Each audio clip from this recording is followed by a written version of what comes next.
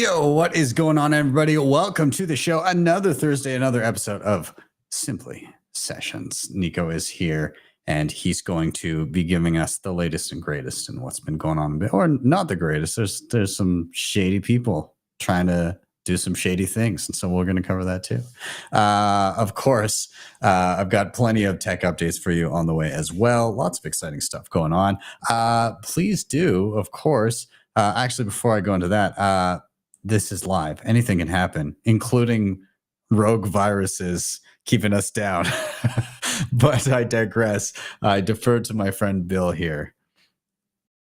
We'll do it live. Okay. We'll do it live. Fuck it. Do it live. I'll write it and we'll do it live. And thing sucks. If you have not already, please do like, subscribe, share, all those things. Super important. Little like button just below the screen. Smash that right now. Do it. It helps a ton. Give this a share on whatever socials you may be on. And of course, help me in my quest to 100,000 subscribers. We're on our way there. I'm hoping to do it before the end of 2024. So hit that subscribe button if you have not already. I am Ben with the BTC Sessions. This is your Simply Session.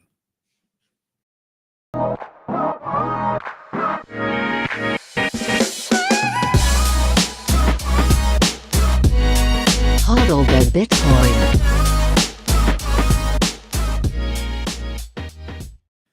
Before we bring in Nico, let's take a look at where we are in the market right now. I'm pulling up timechaincalendar.com. Also, simultaneously pulling up the chat over on the right-hand side from now on. From here on in, all of your messages will be live for the world to see, for better or worse. But back to timechaincalendar.com, we're sitting at $43,123 per coin. A single US dollar will pick you up 2,319 sats. In terms of fees, a little bit of a bump there. 181 sats per byte next block anytime. 36 sats per byte, though I wouldn't trust that. Open those lightning channels. Get your house in order. If you've been watching the show, then you may have already done that. Started using Lightning, Liquid, all that good stuff. So be sure to capitalize on that next time fees are low. Mempool is purging anything south of 17 sats per byte.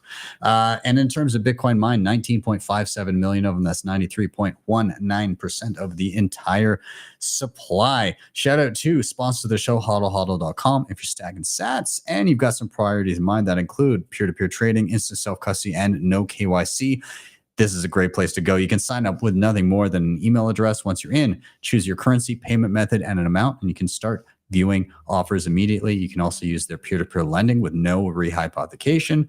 And check out my tutorials on both those things. Links are down below. Shout out to CoinKite, of course. Once you stack some sats, you're going to want to secure it with some of the best hardware on the market. I love CoinKite, everything they're doing. Cold Card Mark IV is my go-to. I have all their other goodies, tap signers, sats cards, block clocks, open dimes, all of it.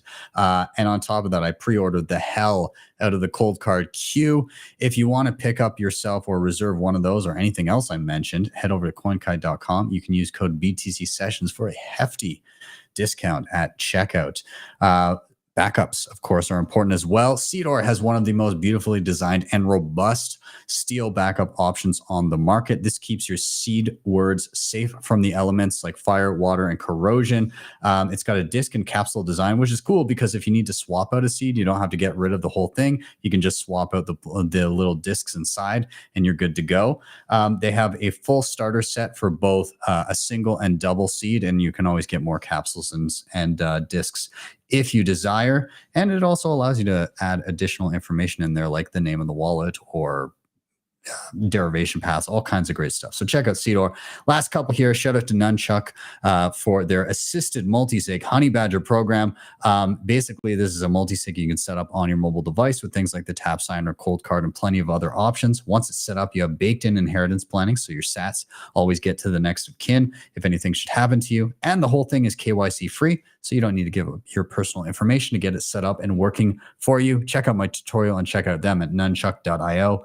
And finally, shout out to Start9, your sovereign computing solution. These guys sell state-of-the-art plug-and-play devices to host not only your Bitcoin life, but your digital life. You can run things like Bitcoin Core, your Lightning node, mempool.space, Join Market, files, passwords, photos, noster relays, and clients, and even some AI stuff as well.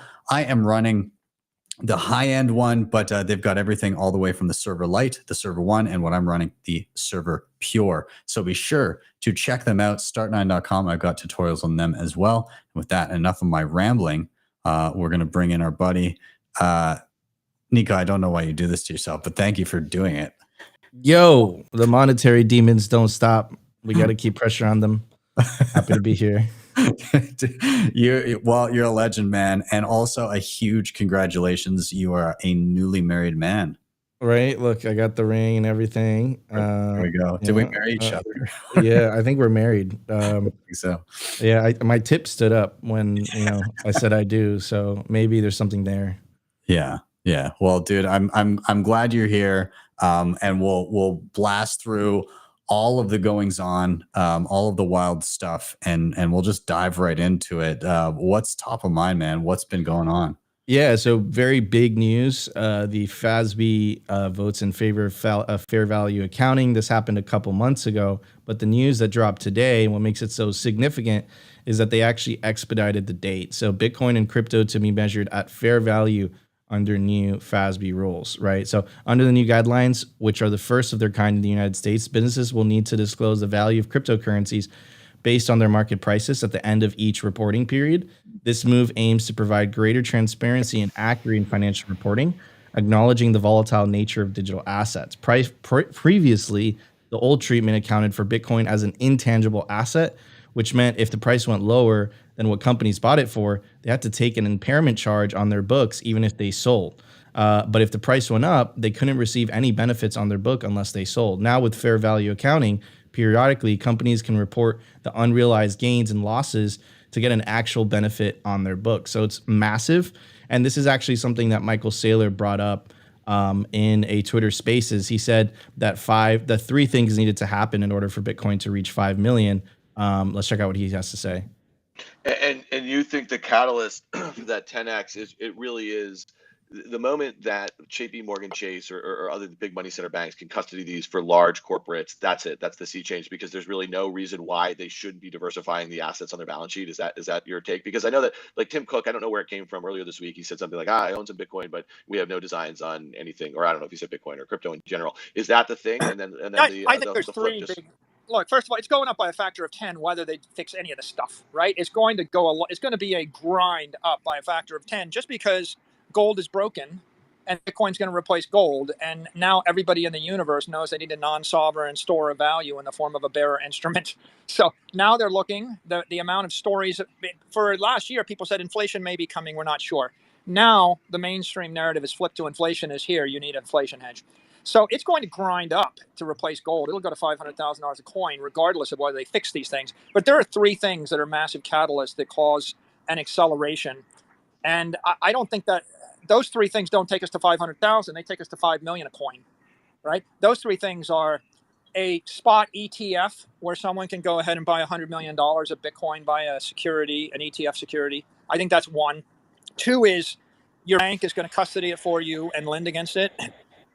And three is I can mark it up or mark it down on my balance sheet based on fair value. Pari passu. It'll be pari passu to the way I'd handle Apple stock, or at least that good. If you have property with fair value accounting, by the way, it becomes pari passu to the way you'd handle treasury bonds. So pari passu, essentially what it means is Latin for equal footing.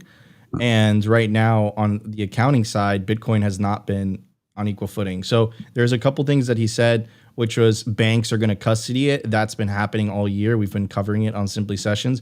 Here's an article from not too long ago. Deutsche Bank to hold crypto for institutional clients. So it seems like what Michael Saylor is coming through. And then the theory of the case is that the BlackRock Bitcoin ETF is going to be approved in early January. But this is big news because this is one of the things that Michael Saylor said needed to happen. And check out the date. Like, this is going to be go into effect December 15, 2024. So really the year before the Bitcoin bull run, right? So extremely, extremely bullish. And, I didn't see a lot of people talking about it, but Saylor and Adam Back were jubilant on Twitter when the news dropped. this is a big deal for Bitcoin adoption on the institutional level, on the corporate level. Yeah. Ooh. Yeah, man. I mean, it makes sense that like you should treat everything fairly across the board. I don't know why this wouldn't have been the case beforehand, but I mean, I guess it's a move in the right direction, and anybody holding Bitcoin on their corporate treasury has got to be happy about it, I imagine. 100%. I think it's really good news. Saylor said it himself. These are one of the things that could potentially bring Bitcoin to $5 million per coin, which is such a ridiculous number. I think we would all be very happy. And Ben and I would buy a super mansion in El Salvador and make studios. Of course. But no, I'm just kidding. That was a joke. I lost my Bitcoin in a boating accident. Anyways, so here again, like this looks great. This looks good. El Salvador's Bitcoin investment turns profitable, Bukele says. And once again, Bukele and Michael Saylor are proving the world wrong. They got so much shit from this. Bukele literally timed the bottom. We are buying 1 Bitcoin every day starting tomorrow. They've just nailed that trade, man. So, shout out to El Salvador. They're wrecking shit up. They're fucking shit up. And I think that it's going to be undeniable for other countries. Here's Steve Hanke, the Panky, just saying oh, El Salvador, it's horrible. It's bad. This was kind of when the narrative. And then Bukele is just dunking on him. That was trash. That was a trash take. So super happy for El Salvador. And then the last thing I'll say is that El Salvador to issue Bitcoin bonds in first quarter of 2024. And this news dropped 2 days ago. El Salvador announced Monday that it will issue Bitcoin bonds in the first quarter of 2024, the proceeds of which are expected to finance the construction of a Bitcoin city powered by a volcano. It goes on to say, quote, the volcano bond has just received regulatory approval from the Digital Assets Commission. We anticipate the bond will be issued during the first quarter of 2024. Bitcoin became a legal currency in El Salvador alongside the US dollar in 2021 at the behest of President Nayib Bukele. The dollar has been legal tender in El Salvador and the El Salvadorian economy since 2001. So, I mean, El Salvador just stays winning. And I'm telling you, bro, as Nayib Bukele's investment, as El Salvador's investment, and hopefully it doesn't get to his head. He already has a philosopher king in his bio, which is hilarious.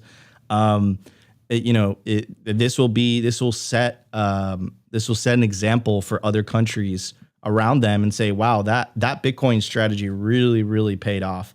Mm-hmm. And then, it's off to the races at that point.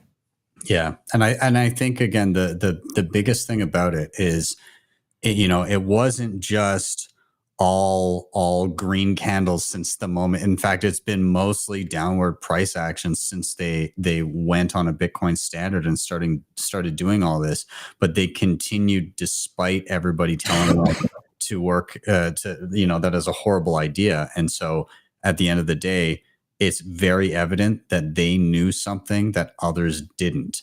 It wasn't just, oh, numbers going up, so we're going to do this. And then everybody, saying, oh, of course you did it because it was obvious. No, they had to work against the stream for a solid period of time, which just shows their resolve. And again, their underlying, their understanding of what Bitcoin truly is. 100%. And shout out to Max and Stacy where credit is due. They've really been pushing that forward.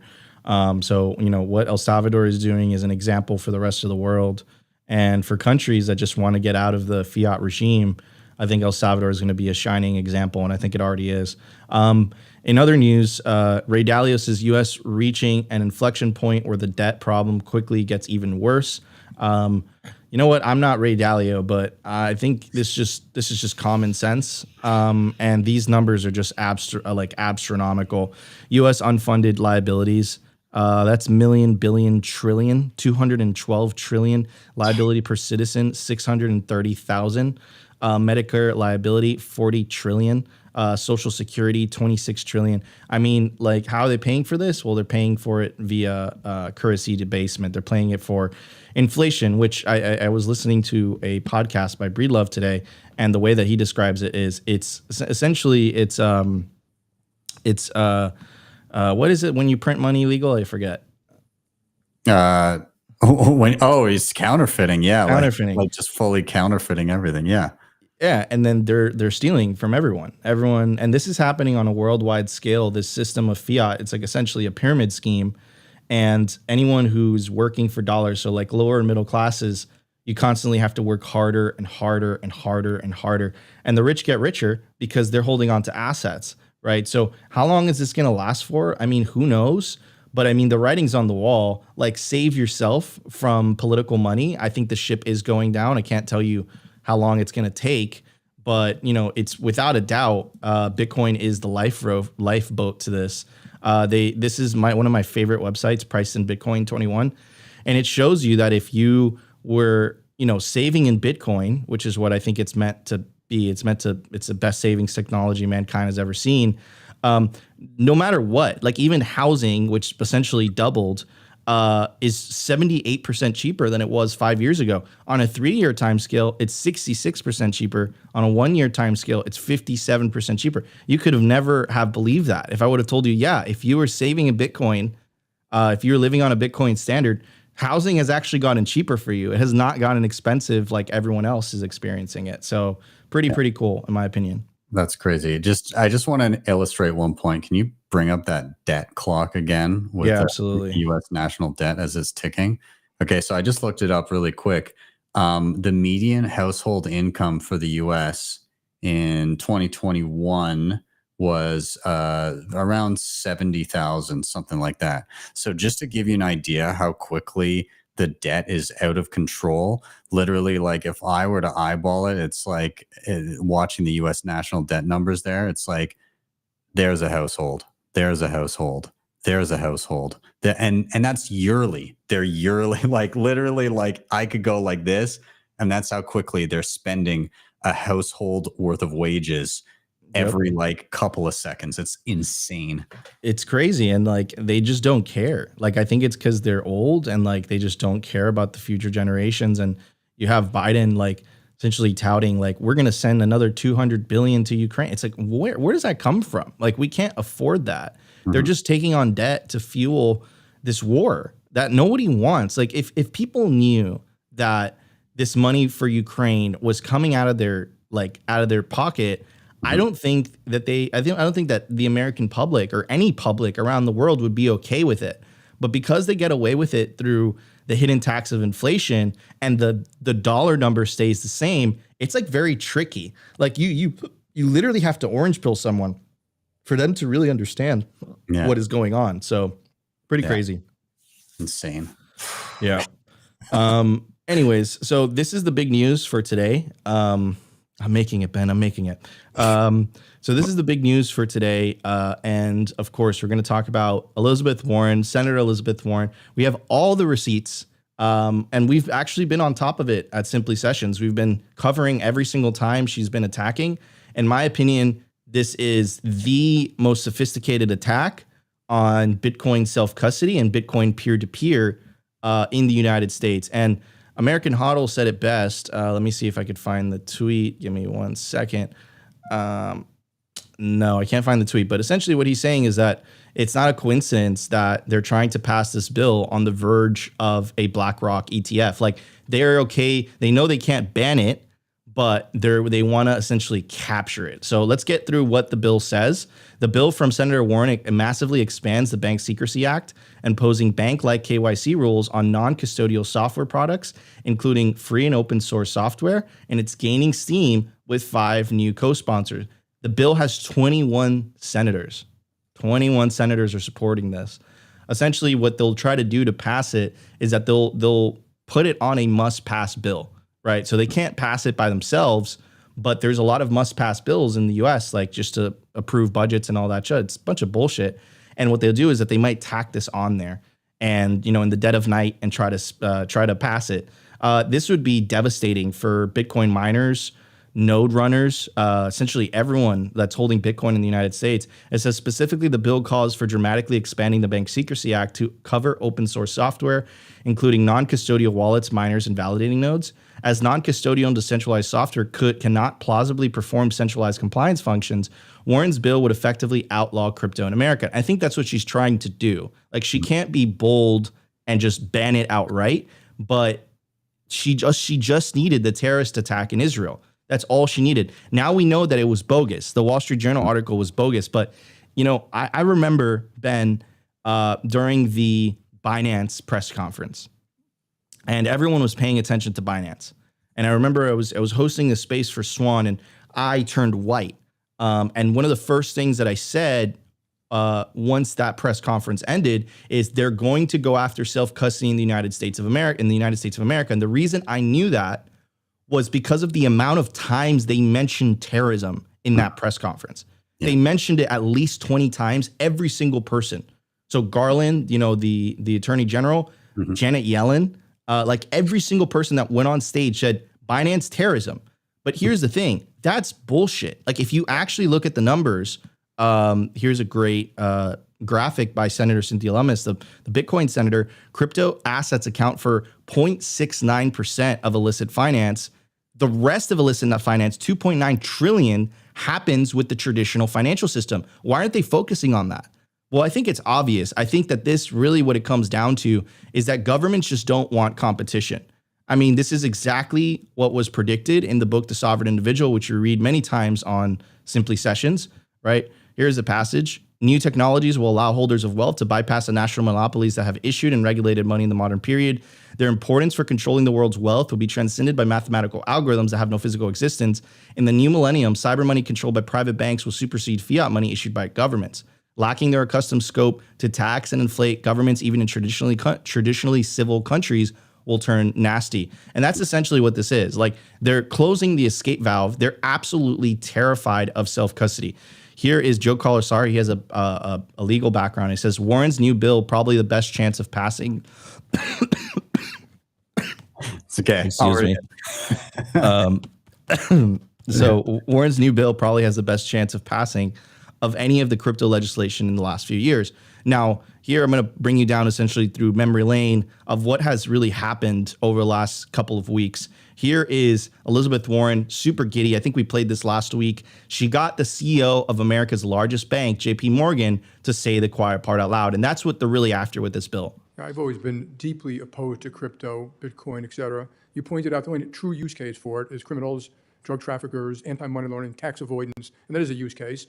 Because it is somewhat anonymous, not fully, and because you can move money instantaneously, and because it doesn't go through, as you mentioned, all these systems have built up over many years, know your customer, sanctions, OFAC, they can get bypass all of that. So, that's a big deal. You have the US, you have the CEO of America's largest bank saying we should ban Bitcoin worldwide. Now, if you want to see someone's incentives, you got to look at what she's advocating for. So she's against Bitcoin vehemently, and what is she supporting? Let's check it out. So, in theory, a digital currency issued and backed by a central bank could provide the advantages of cryptocurrency without those risks.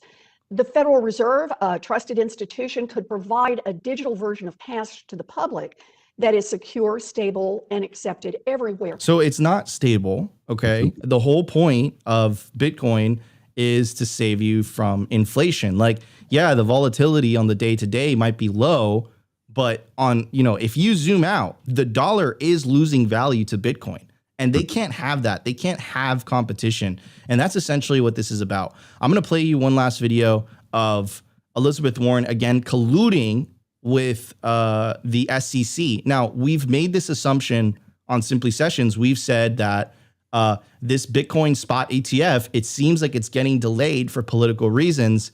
They did a great job at Fox News using the Freedom for Information Act to discover that Elizabeth Warren was colluding with the SEC. They were exchanging notes. It's ridiculous. Check it out. All right, a bombshell report tonight about how Elizabeth Warren, Senator Elizabeth Warren, and her office coordinated testimony with the Security and Exchange Commission ahead of a Senate hearing.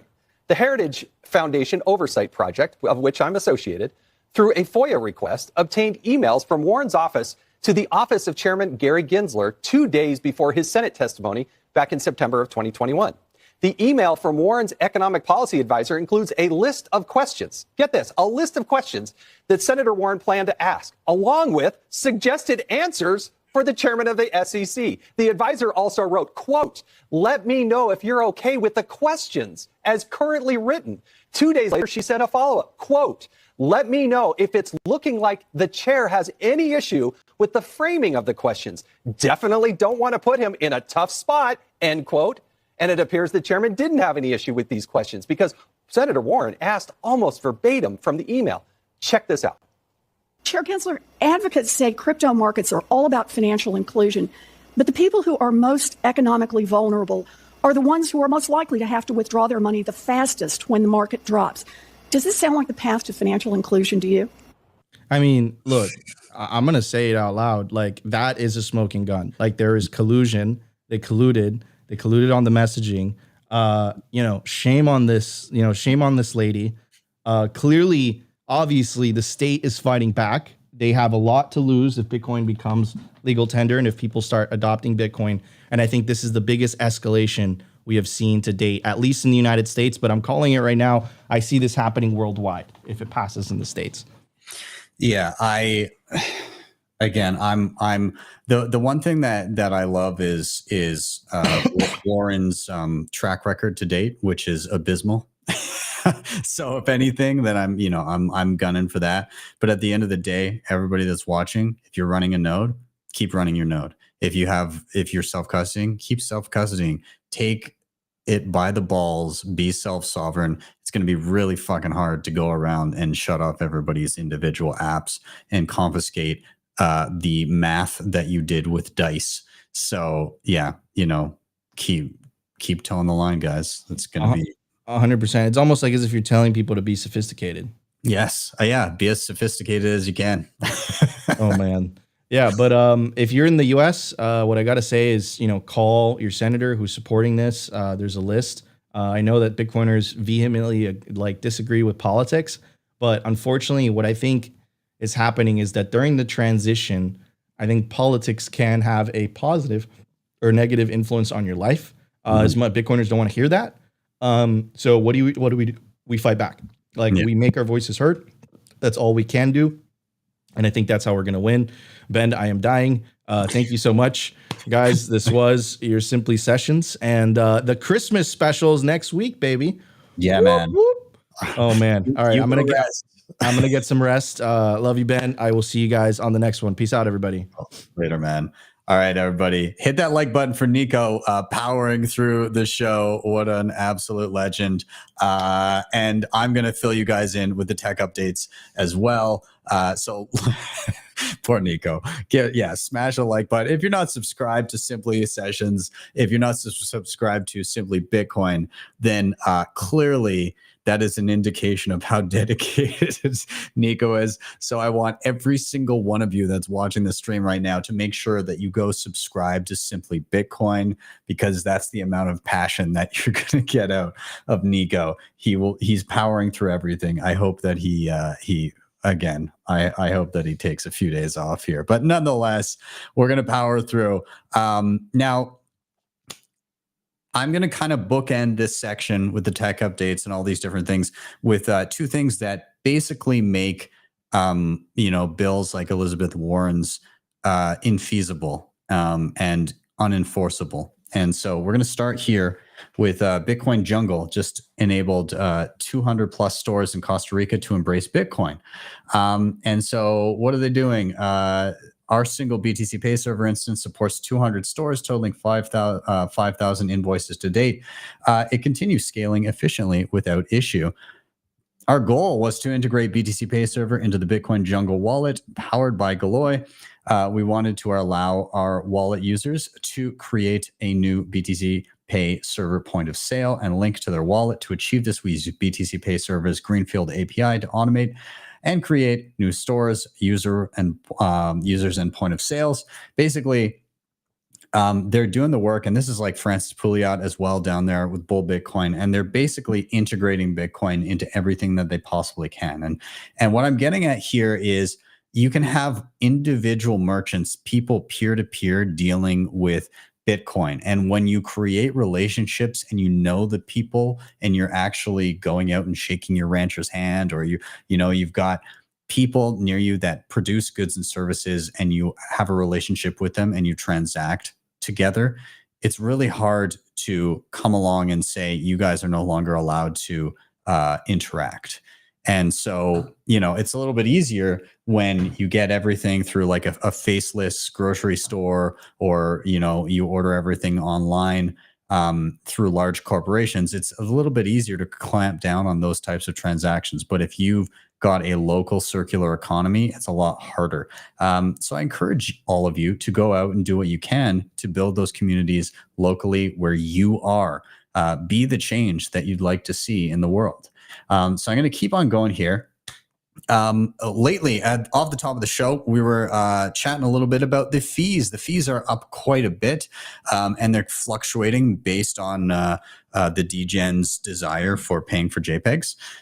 But hey, this was always going to be the case. Bitcoin on-chain transaction fees were always going to be high at some point or another. So it's holding our feet to the fire to be as efficient as we can with our on-chain transactions. And eventually the DGens, they run out of money anyways, because it becomes not palatable to spend, hundreds of thousands of sats or dollars, or whatever the amount may be, to put a dick butt on the blockchain. But nonetheless, there's been a lot of hype in and around Liquid lately. Of course, there are trade-offs with Liquid Network, but I do think it's a very feasible kind of midterm solution when you're number one, kind of gradually accumulating and looking to eventually move to on-chain for long-term savings. I think it's a great mechanism. It's also a great go-between when you're going between on-chain to Lightning and you're kind of hopping between all that stuff. I did a full in-depth video on how you can utilize Liquid in combination with on-chain and Lightning to kind of make yourself as efficient as possible and reduce your fee burden on-chain as much as possible, while still being able to long-term get things into savings on-chain, and interact with Lightning in a way that is self-sovereign and is a self-custody. So anyways, you can find that on the channel. I've been seeing, there's been some good memes lately in and around Liquid now that it's clearly starting to be used more often. There's one that Cedar made, and it's like a video, and Adam Back's face is like pasted on some like CEO, and they're celebrating because more than 5 people are using Liquid. It's pretty funny. Anyways, if you haven't played with Liquid, it's it's effectively the exact same experience as using Bitcoin, except for faster, cheaper, and more private. Okay, moving on. Speaking of which, privacy, eNuts, there is an update with auto mint swapping. So if you're unfamiliar with Xiaomi and eCash on Bitcoin, well, you can check out my video on the eNuts wallet as is. But basically, they implemented optional auto mint swapping upon receiving tokens from untrusted or non-default mints, among other improvements, which is awesome because you effectively you can run Xiaomi and eCash mints on Lightning, and you can use them in very private ways, but there's a trade-off in and around trusting the mints themselves not to rug pull. And so to mitigate this risk, you can go with mints that you explicitly want to deal with, and you can auto swap from receiving any Bitcoin payment from a mint that you do not trust to one that you do. So that's cool. I like that. That's really awesome. Shout out to BitKit and John Carvalho. They've got some updates on their wallet. So basically, one of the biggest updates they've done since the beta launch, over 402 improvements. It says you can now receive Lightning payments even if you have no receiving capacity or no Bitcoin in your wallet. No need to manually transfer from savings to spending, all that kind of stuff. No more waiting for instant payments to get ready. Transfer from savings, and you'll be able to send and receive in less than a minute. BitKit already supports signing to websites. We've now added support for LN URL withdrawal and LN URL pay. Furthermore, you can now pay to Taproot addresses and lots of other fun things. But it looks like they're doing the work. They're trying to make it as smooth and as intuitive as possible. I like their vernacular, using things like savings and spending wallet, all that kind of stuff. So I think they're doing a good job, and hats off to John. I think he's putting in the work there. Mutiny adds Nostr Wallet auth, and it can now be self-hosted with Start OS. So basically, you can now, instead of trusting Mutiny to run your backend for everything, you can actually host Mutiny Wallet on your own Start9 server and link your wallet to it, which is awesome. I'm going to be playing around with it. I've got my Start9 server behind me. So again, basically, You can self-host your own private Mutiny website, build and packaged by Ben the Carmen, who's awesome, who is joining us on the Christmas show next week. They also, again, Nostr Wallet Auth, a better way to do Nostr Wallet Connect, and it simplifies the experience of connecting your wallet to Nostr clients and services such as Apple Pay with one click or the scan of a QR code. You can create a new connection in Mutiny or any other wallet that adopts Nostr Wallet Auth, which is awesome. So again, these guys are doing great work as well. Crowd Health. They've integrated Lightning with Breeze SDK. I'm not going to touch on this for too long. Crowd Health is something interesting, but I'm in Canada, so doesn't make as much sense here. I guess I may as well milk the system, even though it's very, very inefficient. And we don't have private options up here really as much. So it doesn't really make as much sense for me here. But I'm mostly just interested in the fact that they've implemented Lightning using the Breeze SDK. So software development kit is what that stands for. But what Breeze has done is they've made it easy for anyone to implement Lightning in their app. And we're starting to see it pop up all over the place. And we're going to start to see tons of innovation in and around Lightning wallets because of this SDK, along with Blockstream's Greenlight, which allows you to have like hosted Lightning nodes on their server. Everything can kind of be automated, which is awesome. Moving on. Minibits. This is another Chaumian eCash cashew wallet with Lightning /Bitcoin. This is the 0.1.5 beta seed-based eCash backups. So if you're unfamiliar with how eCash is normally backed up, it's kind of more of a file system. It's a bit of a pain in the butt, but now you have a regular backup, like a regular Bitcoin wallet. Write down your 12 words and you're off to the races, which is awesome. And again, nice to see innovation happening all over the place. I wanted to let you guys know, of course, that I dropped a new tutorial just yesterday on something called Zaprite. Zaprite is basically a payment portal that allows you to create payment links as well as invoices denominated in Bitcoin. And so you can do on-chain, you can do Lightning, you can even do Liquid. You can connect your own Bitcoin wallet. You can connect directly to your own LND node, which I did in the video, and it took all of like a minute to do, which is amazing. And it was over Tor. And then again, you can drop liquid addresses into invoices. You can also add fiat payments on the same page, and then you can charge a premium for anybody that wants to pay you in fiat. So if you still have fiat paying clients, but you want to encourage them to look at Bitcoin, we'll add a premium to fiat payments. And there you go. Somebody will say, well, if I can pay 10, 20% less if I'm using Bitcoin, maybe I'll look at doing that. And which is super awesome. So anyways, check it out. The people behind this, one that you'll find the most familiar, Parker Lewis, is over at Zaprite. And so I got to chat with him about what they're doing. And thus came this video to fruition. And I think it's going to be my preferred payment mechanism from now on in my invoicing tool. It's so slick. It was so easy. Love it. And then a couple last things here. Tomorrow, why are we bullish? We've got Seb Bunny. He's from Looking Glass Education, and he just wrote a book called The Hidden Cost of Money, which Preston Pish was singing its praises the other day. He's got a lot of attention, and it went up to #1 on one of the Amazon reading lists. And it's him in #1, Lynn Alden in #3, and then the absolute hack Stephanie Kelton with the deficit myth sandwiched in between them.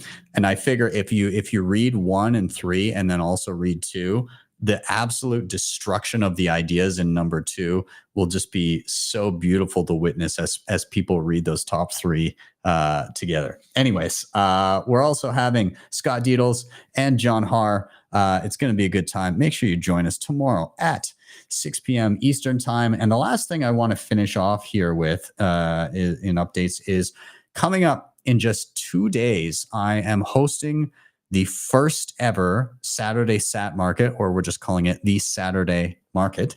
And it's here in my hometown of Calgary, Alberta, Canada.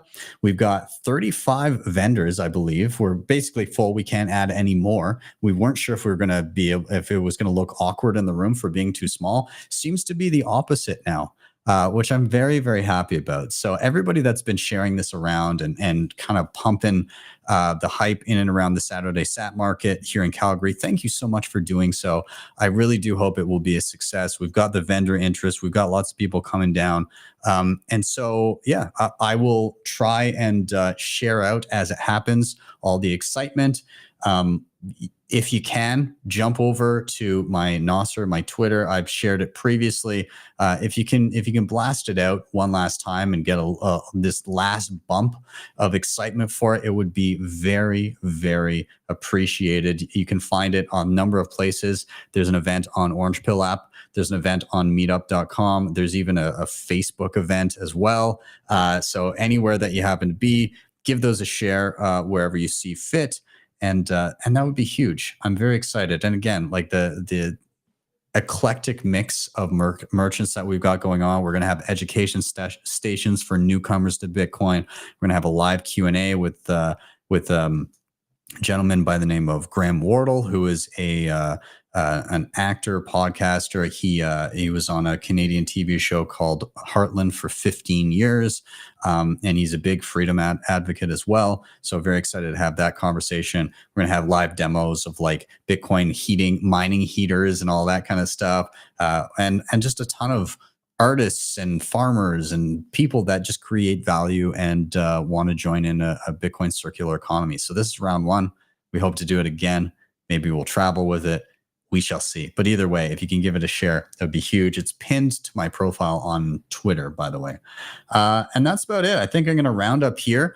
I guess in the vein of me doing the Zapright thing, I actually updated my website. So if you scroll down, there's a little thing that says leave a tip, and it actually takes you to my Zapright page and allows you to tip in Lightning. It goes directly to my own Lightning node, which is pretty cool. Anyways, I thought that was cool, but I digress. I'll wrap it up here. Thank you guys so much for being part of the show. Shout out to everybody in the chat. I see you there. Earth Roots and Tyler and Flick and everybody, Satwise, Higher Calling. Thank you guys for making it out. I really do appreciate it. And if we can all wish some good vibes towards Nico, that he recuperates and actually takes some days off. Nico, take some days off, man. Let yourself recover. But show him some love. Tweet out or whatever, shout out, shoot him a note on Nostr and just wish him some well wishes and to feel better and tell him what a trooper he is. Anyways, guys, I'm going to round up here. If you want to help the show, like, subscribe, share, all those things I said before. Of course, you can hit up the previously mentioned sponsors in the show notes down below. Those were Hodl Hodl, CoinKite, Seedor, Nunchuk, Start9. And on the screen right now, there's a QR code. If the free tutorials are not enough and you need some hand-holding, you can always book me for one-on-one sessions at my website. You can scan that QR code. It'll take you right there. Or if you're listening to this on the pod later, the website is simply btcsessions.ca. You'll see the spot for one-on-ones. And with that, I am out. Have your guys have yourselves a wonderful day or evening wherever you may be. I'll see you guys next time for your daily session.